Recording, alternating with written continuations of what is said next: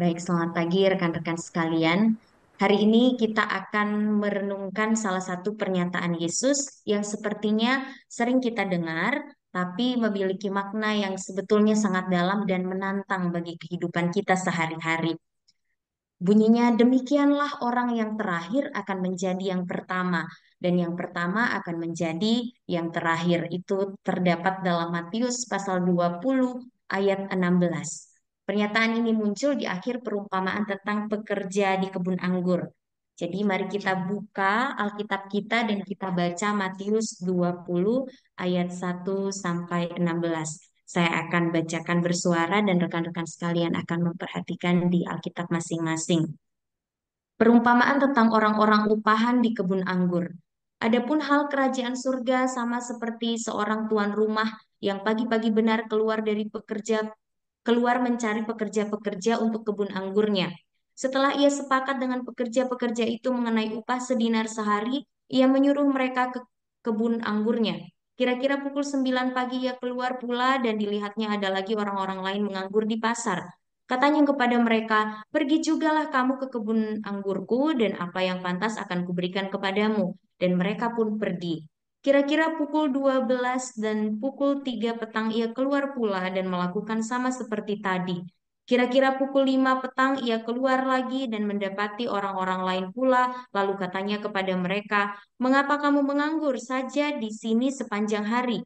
Kata mereka kepadanya, karena tidak ada orang mengupah kami. Katanya kepada mereka, pergi jugalah kamu ke kebun anggurku. Ketika hari malam, tuan itu berkata kepada mandornya, panggillah pekerja-pekerja itu dan bayarkan upah mereka, mulai dengan mereka yang masuk terakhir hingga mereka yang masuk terdahulu. Maka datanglah mereka yang mulai bekerja kira-kira pukul 5 dan mereka menerima masing-masing 1 dinar. Kemudian datanglah mereka yang masuk terdahulu, sangkanya akan mendapat lebih banyak, tetapi mereka pun menerima masing-masing 1 dinar juga. Ketika mereka menerimanya, mereka bersungut-sungut kepada tuan itu, katanya, mereka yang masuk terakhir ini hanya bekerja 1 jam dan engkau menyamakan mereka dengan kami yang sehari suntuk bekerja berat dan menanggung panas terik matahari. Tetapi tuan itu menjawab seorang dari mereka, saudara, aku tidak berlaku tidak adil terhadap engkau. Bukankah kita telah sepakat sedinar sehari? Ambillah bagianmu dan pergilah. Aku mau memberikan kepada orang yang masuk terakhir ini sama seperti kepadamu. Tidakkah aku bebas mempergunakan milikku menurut kehendak hatiku? Atau iri hatikah engkau karena aku murah hati? Demikianlah orang yang terakhir akan menjadi yang terdahulu, dan yang terdahulu akan menjadi yang terakhir. Amin. Rekan-rekan sekalian, perumpamaan ini dimulai dengan seorang tuan rumah yang mempekerjakan pekerja untuk kebun anggurnya. Sepanjang hari dia terus mempekerjakan lebih banyak pekerja mulai dari pagi hingga sore hari. Ketika tiba waktu pembayaran yang mengejutkan, semua pekerja menerima upah yang sama, baik yang bekerja sepanjang hari maupun yang hanya bekerja selama 1 jam. Hal ini menyebabkan pekerja yang datang lebih awal merasa tidak adil. Mereka merasa bahwa mereka pantas menerima lebih karena mereka telah bekerja lebih lama.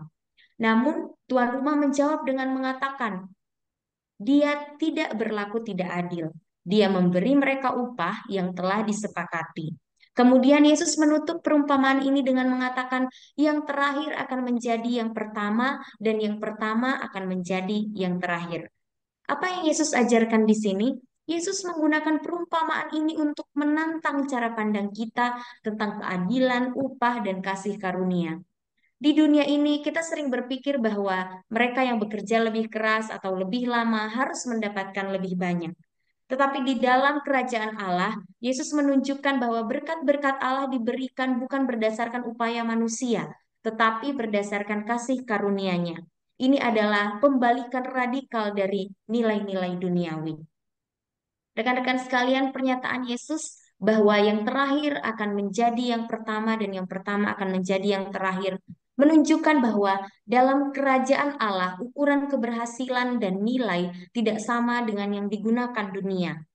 Di dunia ini kita sering didorong untuk menjadi yang terbaik, yang tercepat, yang terkaya, atau yang paling terkenal. Namun, Yesus mengajarkan bahwa dalam kerajaan Allah yang paling penting adalah kerendahan hati, pelayanan, dan kesediaan untuk menempatkan orang lain di atas diri kita.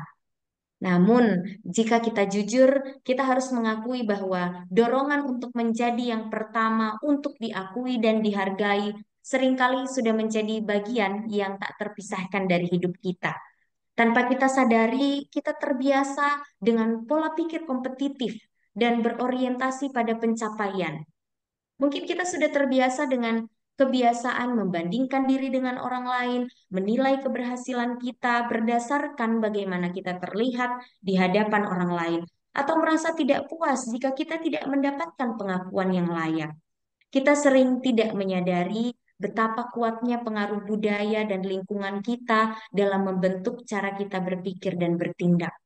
Kita mungkin berpikir bahwa mengejar kesuksesan, menjadi yang terbaik, dan mendapatkan pengakuan adalah hal yang wajar, bahkan diinginkan. Namun, Yesus memanggil kita untuk merenungkan, apakah kebiasaan ini benar-benar selaras dengan nilai-nilai kerajaan Allah? Apakah kita mencari pengakuan manusia lebih dari pengakuan Allah? Apakah kita tanpa sadar mengutamakan diri sendiri lebih dari kita mengutamakan orang lain? Mari kita renungkan bagaimana kita bisa melihat prinsip ini bekerja dalam kehidupan kita. Mungkin dalam pekerjaan kita, kita merasa frustasi ketika melihat orang lain yang tampaknya bekerja lebih sedikit, tetapi mendapatkan penghargaan yang sama atau lebih. Atau mungkin dalam kehidupan pelayanan kita, kita merasa bahwa usaha kita tidak sesuai, tidak diakui sebagaimana mestinya. Pengakuan dari orang-orang sekitar kita tidak sesuai dari sebagaimana mestinya menurut kita. Yesus mengingatkan kita bahwa di mata Allah yang dihargai bukanlah berapa banyak atau berapa lama kita bekerja, tetapi sikap hati kita dalam melayani. Apakah kita melayani untuk mendapatkan pujian dan penghargaan, atau apakah kita melayani dengan tulus tanpa pamrih dan dengan hati yang rendah? Inilah panggilan untuk hidup low profile, di mana kita tidak mencari kemuliaan diri sendiri, tetapi hanya berfokus pada memuliakan Tuhan dan melayani sesama. Rekan-rekan sekalian, sebagai pengikut Kristus, kita dipanggil untuk menghidupi prinsip ini tidak hanya dalam kehidupan pribadi kita, kehidupan keluarga kita, tetapi juga dalam lingkungan gereja dan bahkan lebih luas lagi. Marilah kita bawa prinsip ini ke lingkup yang lebih luas dari diri kita, dari keluarga kita, termasuk dalam hubungan antar organisasi atau denominasi gereja, agar kerendahan hati dan pelayanan yang tulus menjadi dasar dari setiap interaksi dan kerjasama kita. Kita tidak bisa melupakan bahwa Yesus sendiri sebetulnya adalah teladan utama dari prinsip ini. Dalam Filipi 2 ayat 5 sampai 8, kita diberitahu bahwa meskipun Yesus dalam rupa Allah, ia tidak menganggap kesetaraan dengan Allah itu sebagai milik yang harus dipertahankan, melainkan ia mengosongkan dirinya, mengambil rupa seorang hamba dan taat sampai mati, bahkan mati di kayu salib. Yesus yang adalah anak Allah mengambil posisi terakhir dengan merendahkan dirinya demi kita semua. Dan karena itulah Allah sangat meninggikan dia. Sekali lagi, sebagai pengikut Kristus, rekan-rekan sekalian kita dipanggil untuk mengikuti teladannya tentunya. Untuk rela menjadi yang terakhir menurut standar dunia ini, agar kita menjadi yang pertama di dalam kerajaan Allah. Ini mungkin berarti kita perlu mengubah cara pandang kita tentang kesuksesan dan penghargaan. Ini mungkin berarti juga kita perlu belajar untuk tidak selalu berusaha menjadi yang terbaik di mata manusia, tetapi fokus pada bagaimana kita dapat melayani dengan tulus dan rendah hati di hadapan Tuhan. Tentu saja, godaan untuk menjadi nomor satu selalu ada. Karena masyarakat kita mendorong kita untuk bersaing, untuk mencapai yang terbaik, dan untuk mengukur nilai diri kita berdasarkan pencapaian. Namun, Yesus mengundang kita untuk hidup dengan nilai-nilai yang berbeda, untuk mencari kehormatan dari Allah, bukan dari manusia, untuk hidup low profile, di mana kita lebih peduli tentang bagaimana kita bisa melayani orang lain daripada bagaimana kita bisa terlihat oleh orang lain. Renungan ini bukan hanya untuk hari ini tentunya, tetapi untuk kita bawa dan terapkan dalam kehidupan kita setiap hari. agar kita benar-benar hidup sebagai pengikut Kristus yang rendah hati. Setelah doa, doa pagi ini selesai, kita keluar dari Zoom. Mari kita keluar dengan komitmen yang sudah diperbaharui untuk hidup dalam kerendahan hati dan kesederhanaan. Mari kita ingat bahwa di dalam kerajaan Allah, mereka yang rendah hati, yang melayani tanpa pamrih, dan yang rela menjadi yang terakhir akan atau justru mendapatkan kehormatan tertinggi di mata Tuhan. Jadi, marilah kita sama-sama berdoa, memohon agar Tuhan memberi kita hati yang rendah dan kesediaan untuk melayani dengan tulus, menyatakan diri kita sebagai orang-orang yang meneladani Kristus, walaupun ini seringkali tidak mudah, bahkan seringkali di luar dari kesadaran kita, namun kita berdoa bersama, kiranya Roh Kudus memberikan kita kepekaan untuk menyadari diri kita, untuk mengoreksi diri kita ketika kita sudah keluar dari apa yang menjadi nilai-nilai kerajaan Allah atau prinsip yang Yesus ajarkan. Untuk itu, untuk menutup renungan pagi hari ini, saya minta dengan kasih Kristus, contoh Abraham untuk memimpin doa. Mari kita bersatu dalam doa.